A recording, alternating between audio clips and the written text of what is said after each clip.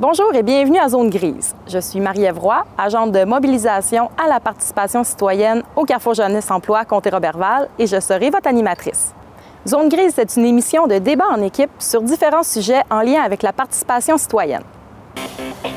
Les équipes sont formées de participants provenant de groupes d'âge différents, soit les 12 à 17 ans, les 18-35 ans, les 36-60 ans et les 65 ans et plus, afin d'avoir une vision de toutes les générations sur les questions abordées.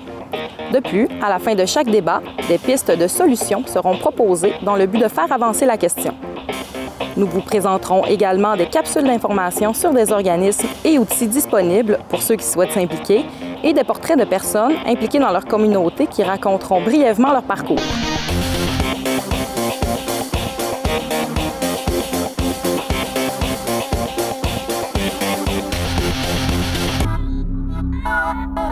Même si beaucoup d'efforts sont faits au sein de notre société afin d'atteindre l'égalité entre les sexes, traditionnellement, certains domaines sont plus occupés par des hommes ou par des femmes. Par exemple, les hommes sont plus nombreux en politique et les femmes ont plus tendance à s'impliquer dans les domaines reliés à la famille et aux enfants. La question que nous posons à nos participants aujourd'hui est donc, les stéréotypes liés au sexe peuvent-ils influencer les types d'implication? Qu'en pensez-vous? Moi, je pense que c'est effectivement, dans ce qu'on voit présentement dans l'implication, on a beaucoup plus de femmes là, au niveau en tout cas, de l'ensemble de tout ce qui est bénévolat, ça c'est clair, dans tout ce qui est au niveau de prendre soin des gens, dans le sens de dire d'apporter un support. Les hommes sont davantage présents, mais ça demeure un univers encore largement féminin. Est-ce que les stéréotypes jouent? Moi, je veux dire, pour l'instant, je pense que c'est encore... c'est en évolution, mais c'est encore extrêmement fort dans nos sociétés. Moi, je trouve que oui, en termes de type d'implication, les stéréotypes jouent encore beaucoup. Et sans même qu'on s'en rende compte, les femmes vont privilégier. C'est sûr, on va aller vers quelque chose avec... Tu sais, pour choisir une implication, on veut choisir quelque chose dans lequel on est à l'aise. Alors oui, il y en a exceptionnellement, évidemment, des femmes qui vont choisir des activités non traditionnelles pour elles. Là, je parle pas juste de métier, mais d'implication également, qui vont aller siéger sur un conseil d'administration d'une grande firme ou d'une... Bon... mais c'est encore l'exception. Les femmes vont choisir beaucoup plus des activités avec lesquelles elles sont à l'aise, elles vont rejoindre leurs intérêts, la façon dont elles ont été élevées, socialisées. Alors, oui, je pense que les stéréotypes jouent fortement, beaucoup plus qu'on peut le penser, sur le type d'implication qu'on choisit. Et maintenant, est-ce que ça, c'est une situation qui est positive ou plus négative, selon vous? Ce qu'il y a eu de bon avec le mouvement des femmes, avec le féminisme, c'est que ça a redonné aux pères leur paternité. Ça a redonné aux pères le plaisir de s'occuper de leurs enfants. Puis moi, je trouve ça tellement beau de voir ça maintenant, des pères avec les bébés en poussette. Dans mon temps, qu'est-ce que tu veux? C'était pas de même, là. Je veux dire... les hommes, ils allaient travailler, puis les femmes, on travaillait, mais on s'occupait aussi de tout ça. Puis c'était pas dans les mœurs. Mais je trouve que les hommes, ils ont pris une belle place dans les familles, mais ça reste encore la même chose au niveau des stéréotypes. Moi, je suis sur le comité d'urbanisme à Saint-Félicien. Il a fallu que je persiste et que je résiste pour pas m'en aller de là, parce que, tu sais, écoute, l'urbanisme, là, on parle pas de ça tout le temps, tous les jours dans notre vie, là. Mais avant de finir par comprendre, connaître, bien, ça a comme pris à peu près 2 ans, puis là, je suis à l'aise. Mais, tu sais, il faut... J'étais toute seule de femme, évidemment, avec juste des hommes. Donc, tu sais, il faut persister, il faut dire, je vais rester, c'est pas vrai que je vais m'en aller et que je n'aurai pas compris. Mais c'est pas... Notre réflexe premier, là, c'est... Oh, les affaires là, ça donne rien. Tu sais, moi, je vais m'occuper des affaires autour, tu sais, d'aider, de nourrir, de soigner. Dans le communautaire, qui travaille dans le communautaire? C'est des femmes. Ça se voit dès la tendre enfance. Tu sais, les enfants, moi, ma petite, même moi, ma blonde, elle n'est pas poussée à pouper les robes, tout ça, la princesse, là. On n'est pas pro-princesse, tout ce qu'il faut, là. Puis, ben, crime, elle va à la garderie, puis tout ce qu'elle veut, c'est s'habiller en princesse. Ah oui. Puis, elle aime ça. Puis, mon petit gars, moi, j'aime pas ça, les moteurs, là. J'en ai pas de jouets de moteur chez nous. Puis, lui, le tracteur à gazon, là, c'est l'affaire la plus haute qui existe dans la maison, là, pareil. Puis, tu sais, on pousse pas, mais ça y va naturellement. Fait à quelque part, là, c'est des stéréotypes, mais on va vers les choses qui nous intéressent aussi. Puis, un petit peu, il y a un peu de tout ça. Ça crée des stéréotypes, tout ça. Mais quelque chose que j'ai vu une conférence récemment de BRP, tu sais, Bombardier Recreational Products. Puis c'était 2 femmes qui faisaient une campagne de recrutement. Puis ils avaient analysé tout ça, puis pour voir, parce qu'ils cherchaient à attirer les femmes, parce que, tu sais, de plus en plus de femmes vont vers les études supérieures. Puis bon, ben, ils en recherchent, puis c'est de la main-d'œuvre, puis tout le monde a besoin de main-d'œuvre. Puis les femmes, ben, c'est une clientèle qui est très ciblée. Puis là, ils se rendaient compte que pour le même emploi, si une femme, elle a 90 des critères, elle se dit « Ah, il me manque 10 elle n'applique pas. » L'homme, il a 60 il y va, il applique, il postule. Fait que, tu sais, juste ça, les gars, ils disent « Bon, let's go », tu sais, ils vont y aller. Tandis que les femmes vont je sais pas, être plus craintives ou vont attendre d'avoir tous les outils avant de le franchir, comme vous disiez justement là, à l'intérieur du comité en urbanisme. Je suis pas sûr, j'ai pas tout. Mais les hommes non plus, ils n'ont pas tous les outils. Puis ben, c'est juste qu'ils vont, ils disent, ben, je l'apprendrai. Ils diront jamais. Ils diront pas, puis ils vont faire semblant, puis ils vont y aller, puis ils vont apprendre, puis c'est comme ça. Puis en entrepreneuriat, c'est la même chose. J'ai travaillé sur des tables entrepreneuriales et tout ça, puis des fois, le premier pas, il est plus difficile à faire. Fait que dans ce temps-là, il faut trouver d'autres moyens pour aménager, puis en tout cas, fait des études de cas, puis dans une salle, qui veut faire tel truc? Bien, les femmes vont vouloir lever la main, puis vont la baisser souvent tout de suite, parce que il y a plein de gars qui vont lever la main bien haut. Bien, c'est justement, il faut être alerte aux femmes qui vont baisser. C'est juste la nature humaine, on est différents. Il faut accepter qu'on soit différents aussi, puis qu'on n'aime pas les mêmes choses, puis qu'on ne travaille pas de la même façon. Puis il faut réussir justement à aménager nos façons de faire pour que tout le monde y trouve leur compte à travers tout ça.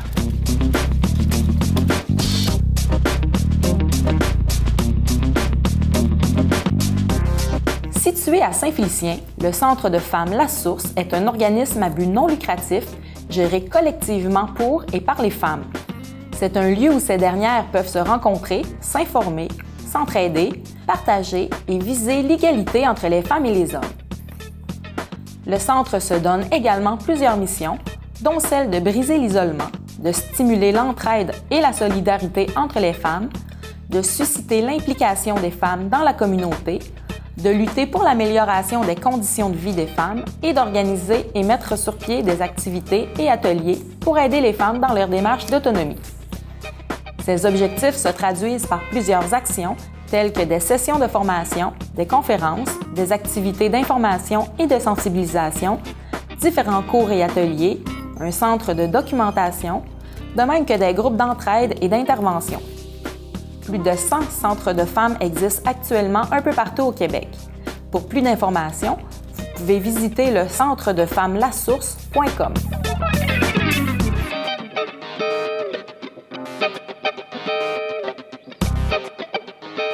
Pour la question si c'est négatif ou positif, bien, moi, je pense qu'il devrait avoir un meilleur équilibre dans toutes les sphères de la société, hommes-femmes, comme on parlait dans un débat, dans un autre débat, plus de jeunes, plus de, bon, dépendamment des enjeux concernés. Parce qu'il y a des super bons, je vais prendre l'exemple du service d'intervention de proximité. Quand c'est des hommes intervenants, c'est pas la même approche. Puis on va recruter ou on va toucher une plus grande clientèle, si on veut, parce que c'est pas du tout la même approche. Alors, je pense que... Il faut reconnaître ces comportements-là, justement, pour intervenir, ou comme des profs au primaire.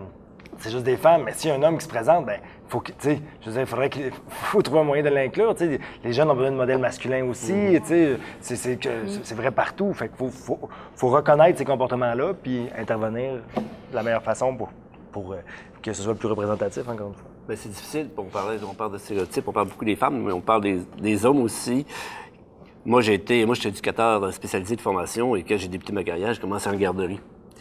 Au recul de quelques années, j'étais un des premiers hommes, si c'est pas le premier homme, à m'impliquer comme éducateur dans une garderie. Quand j'accueillais les jeunes le matin, les parents, ils me regardaient. Oui, ils te font confiance, ils te connaissent, mais il y a quand même, tu vois, une petite lumière qui allume, est-ce qu'on va y faire confiance, tu sais?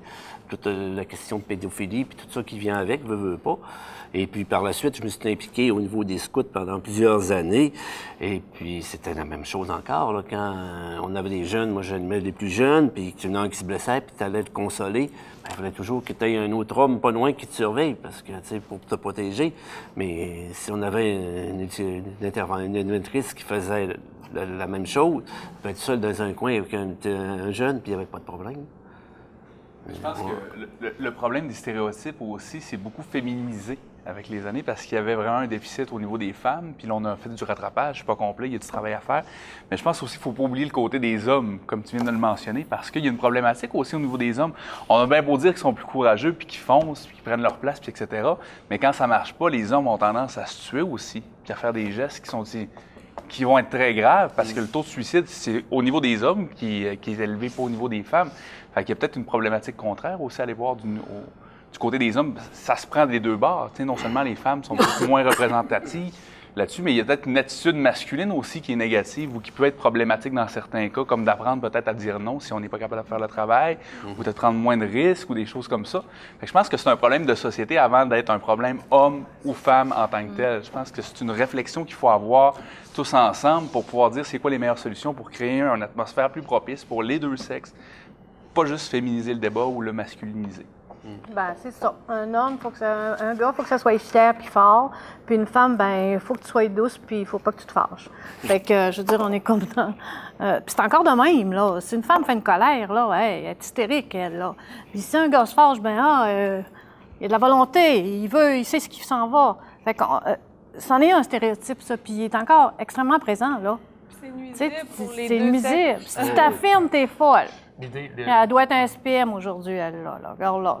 C'est des stéréotypes qui sont là, c'est vraiment social. C'est comme ça qu'on est éduqués, c'est comme ça que le message nous est envoyé tout le temps.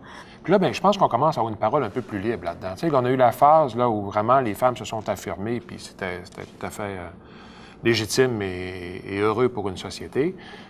Il y a eu un repli, ça a été longtemps noté. Tu sais, les hommes, je ne veux pas être trop long là-dessus, mais les hommes se sont repliés un petit peu là-dessus. Puis après ça, bon, on va au niveau des études. Moi, je travaille en éducation, puis au niveau des études, les filles, partout, tu sais, je veux dire, il faut dire, socialement, présentement, au Québec, les filles planchent les gars dans tous les départements, là.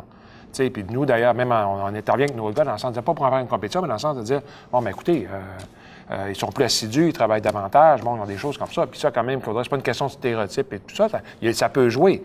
Mais présentement, cette espèce de volonté d'affirmation et de dépassement des filles, il y a des gains qui ont été faits de manière extraordinaire là-dessus. Mais maintenant, nous, c'est pas de se replier, c'est de dire, les gars, mais dans le fond, de dire, il y a peut-être une couleur masculine, féminine, d'aborder les choses, de s'impliquer dans la vie, dans ce qu'on est. À la fois, les hommes et les femmes sont différents et semblables. Puis ce qu'on s'aperçoit, c'est qu'à l'intérieur du monde des femmes et du monde des hommes, il y a encore là des spectres de différences énormes par rapport à ça. Puis je pense qu'on avance, mais l'idée qu'on a à faire, c'est de sortir du stéréotype. Tu sais, la question est pertinente là-dessus. Le stéréotype, ça renferme.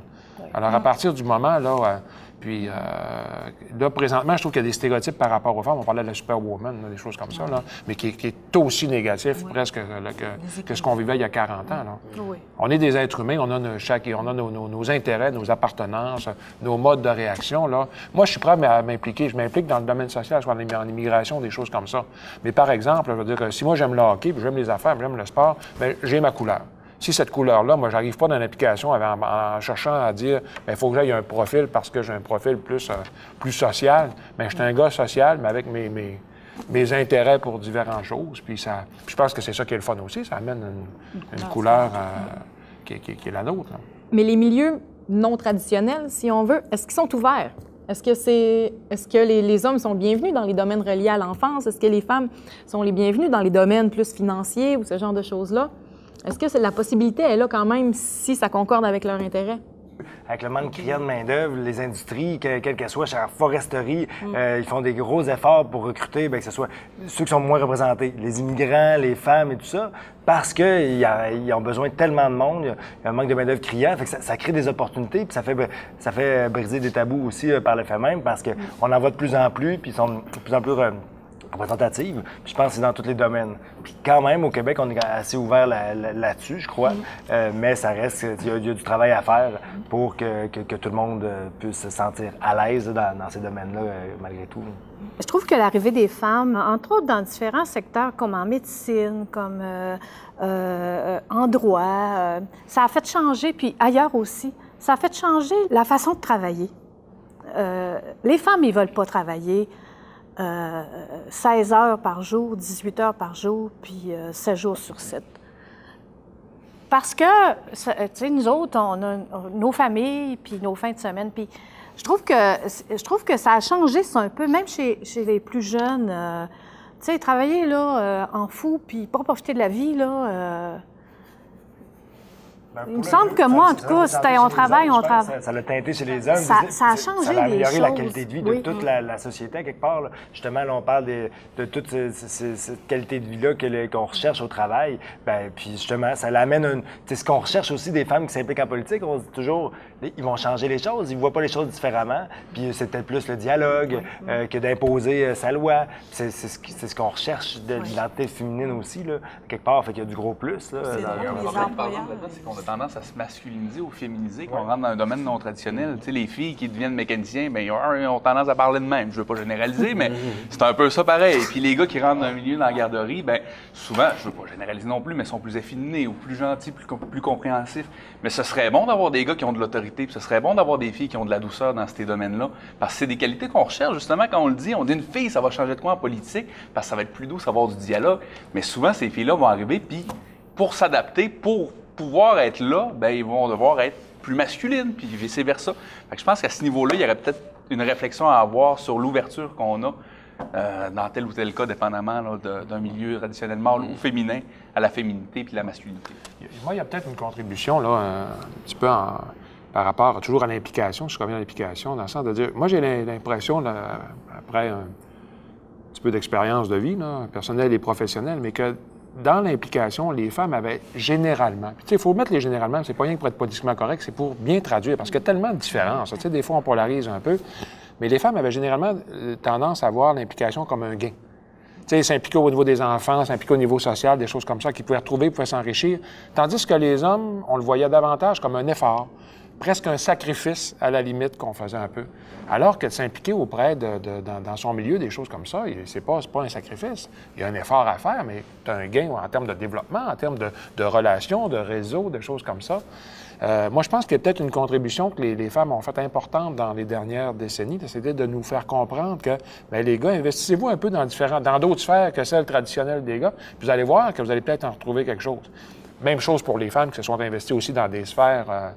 Puis encore là, moi, l'idée, là, l'idée, c'est de garder notre couleur. Mais notre couleur comme homme et comme femme, mais comme individu, hein, au-delà de ça. À partir de nos intérêts, oui, c'est sûr, c'est pas... mais je pars de mes intérêts, puis des fois, quand je travaille, j'entends les employeurs, ah, une fille, tu sais, il y a le stéréotype qui est là, sauf que maintenant, on l'entend de moins en moins. Tu sais, ça fait quand même longtemps. Puis je trouve que quand tu pars de tes intérêts, puis là, l'ouverture d'esprit est plus présente. Tu sais, quand on pense au congé maternité, puis même le congé maternité des gars, je me souviens, mon père riait de ça. Voyons, ils vont perdre le job. Maintenant, ils sont encore en emploi, puis ils partent 6 semaines. Puis tu sais, la société, elle évolue quand même, là. Les stéréotypes sont là, mais je trouve que ils se sont améliorés. Là. Il reste des sphères, comme la sphère de la politique, qui est encore très difficile, là, qui est encore pris dans un carcan. Peut-être plus au niveau provincial. Quand il y a de l'argent, du pouvoir, puis un grand leadership, je pense que c'est plus difficile pour les femmes parce que là, ça demande une plus grande lutte. Je pense que les femmes ne sont pas nécessairement toujours accueillies en héroïne. Là. On parlait de la sphère politique, puis je me permets juste de dire, en continuer de ce que tu dis, Judith, au niveau de l'éducation, on parle souvent du primaire. Au secondaire, c'est rendu presque la même chose que le primaire. Dans quelques années, ça va être semblable. Puis ça, je pense que le Québec, on va le payer chèrement, ce désengagement des hommes dans la sphère de l'éducation primaire et secondaire. Il manque cet équilibre-là. Là, parce qu'on le parle souvent en fonction du primaire, mais depuis 10-15 ans, c'est presque les femmes qui occupent tous les postes maintenant, même à ce niveau-là. on parlait d'ouverture, tout ça, puis des milieux qui sont plus durs. On n'a qu'à penser aux médias, les femmes qui sont lancées journalistes sportifs. Comment ils ont dû bûcher pour se rendre là, puis croire en ce qu'ils voulaient, puis on parle d'intérêts, c'est tous les intérêts. Il a fallu qu'ils travaillent fort, puis il y en a eu des stéréotypes là-dedans. Là. C'est encore difficile. On les écoute parler, puis des fois, j'ai pris des reportages dernièrement, puis ces femmes-là, ils n'ont pas toujours eu ça facile. Là. Mais pourtant, ils font un aussi bon travail, sinon plus que tous les journalistes sportifs hommes.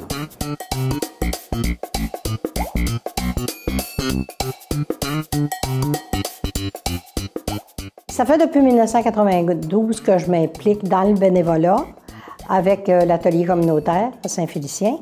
Je fais des appels du Bonjour quotidien.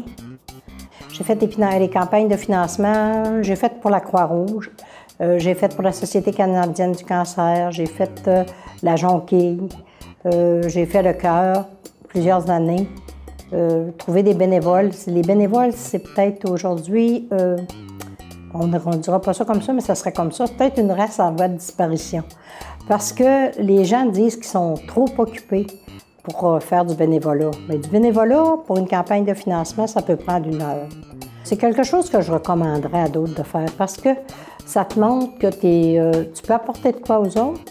Puis ce que tu peux apporter aux autres, bien, eux autres aussi t'en apportent. Autrement dit, c'est les deux côtés. Si les gens s'impliquaient, ils verraient qu'est-ce que c'est que ça peut leur apporter. Puis ils n'arrêteraient plus d'en faire.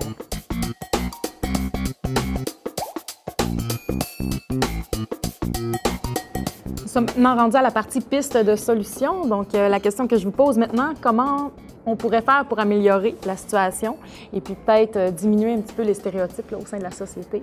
Edith? Un de mes dadas, quelque chose à laquelle je tiens énormément, c'est l'analyse différenciée selon les sexes. C'est l'ADS. C'est que tout ce qu'on fait dans notre milieu de travail, dans nos implications, on devrait toujours se poser la question, est-ce que ce qu'on s'apprête à faire, est-ce que ce qu'on s'apprête à organiser, ça va favoriser autant les filles que les garçons? C'est extrêmement intéressant comme concept, puis quand on se met à penser à ça, là, bien, on s'aperçoit qu'il n'y a pas juste les hommes et les femmes qui en profitent, les jeunes, les personnes âgées et je veux dire, toute la population profite de ça parce que ça nous permet de voir les deux côtés des choses, puis que ce qu'on fait, ce qu'on entreprend comme projet, qu'il soit matériel ou idéologique ou quoi que ce soit, bien, ça a des bases solides pour aider tout le monde. Une autre piste de solution, mais ça revient à ça parce qu'en faisant l'ADS, on prend conscience justement de tous les stéréotypes qui sont associés à l'un ou à l'autre, puis dans notre vision de c'est quoi le féminin, c'est quoi le masculin, alors qu'il y a beaucoup, beaucoup de différences entre personnes du même sexe. Alors, c'est vraiment dans notre imaginaire collectif qu'est-ce qu'une femme puis qu'est-ce qu'un homme. Puis, comme piste de solution, c'est de tenter de regarder plus l'individu puis l'humain, plus que d'essayer de s'en défaire, d'en prendre conscience pour être plus capable de s'en défaire de ces stéréotypes-là quand on voit arriver quelqu'un, quand on voit arriver une femme ou un homme à un conseil d'administration, puis sortir des sentiers battus, prendre conscience de ça pour sortir, puis essayer d'identifier des femmes ou des hommes qui seraient bons à tel poste, peu importe le type d'implication sociale, politique dans lequel on est. Les identifier puis les encourager à s'impliquer. Je pense que d'emblée, moi, je l'ai. J'ai pas de sexe ou d'attribuer. Si la personne, elle se présente bien, elle a ce qu'il faut pour faire avancer les choses. Pour moi, je pense que c'est pas de jugement, puis l'ouverture d'esprit.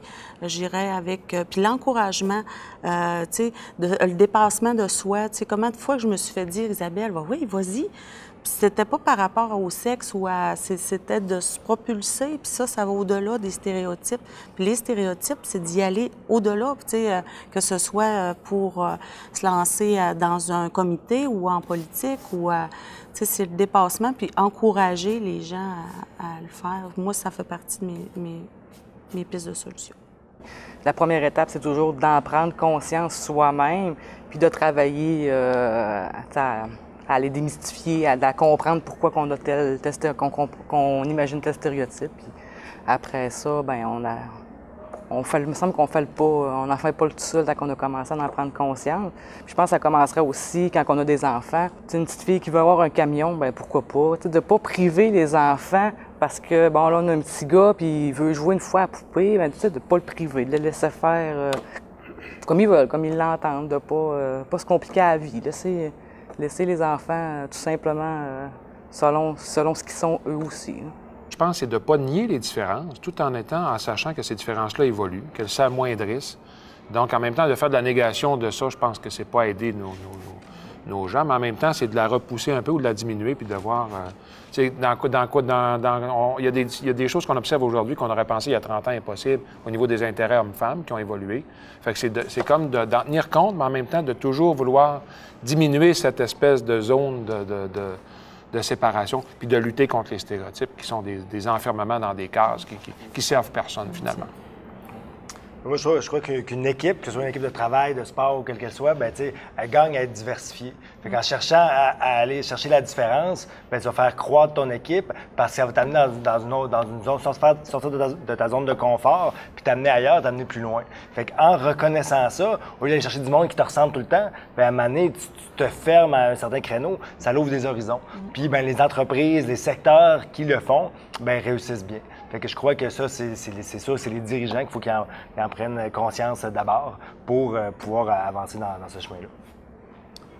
Bien, moi, je ferai du pouce que ce que tu viens de dire. Je pense que c'est de mettre en valeur, justement, ces gens-là qui mettent qu'il n'y a pas de stéréotypes dans leurs organismes, qui engagent une femme pour être conducteur de camion ou un homme dans une garderie, qu'on puisse les mettre en valeur, ces gens-là, puis qu'ils n'aient de plus en plus qui fassent ça, puis qu'on engage, qu'on prenne des gens de nos organismes dans des fonctions non traditionnelles. Exemple, tantôt, je parlais de hockey, il y a des gens qu'une femme se retrouve derrière un banc de hockey, qu'on mette en valeur tout ça. Je pense que c'est comme ça qu'on va réussir à faire changer des choses. Bien, dans le fond, moi, ce que je pense à ce niveau-là, c'est qu'on a fait beaucoup de chemin depuis des années au Québec. C'est très positif, c'est super intéressant ce qui se passe en ce moment. Mais il faut rester vigilant parce que pas tous les combats qui sont gagnés. Mais aussi, je pense que le fardeau de la preuve, là, on s'est doté de lois, on s'est doté de politiques vraiment dans les organismes pour favoriser ça. Mais ça reste qu'individuellement, il ne faut pas avoir peur. Il ne faut pas avoir des préjugés non plus face à ce qu'on va s'attendre dans tel ou tel organisme si on veut s'impliquer. C'est quand on pense des boys clubs, il n'y en a plus beaucoup, puis des places de fifis, il n'y en a plus beaucoup. Il reste les Chevaliers de Colomb puis le Cercle des Fermières, je pense. C'est à peu près tout ce qui reste. Mais dans le reste, je pense que tout le monde est content de voir arriver une fille ou un gars dans ce qui est typiquement masculin ou féminin. Fait qu'il ne faut pas avoir peur soi-même d'y aller puis d'aller voir ce que c'est. Puis ça se peut que ça ne fasse pas notre affaire non plus, mais au moins on aura fait les premiers pas puis on aura établi un pas. Merci à tous nos participants pour ce débat des plus constructifs et merci à vous d'avoir été des nôtres pour cette émission de Zone Grise.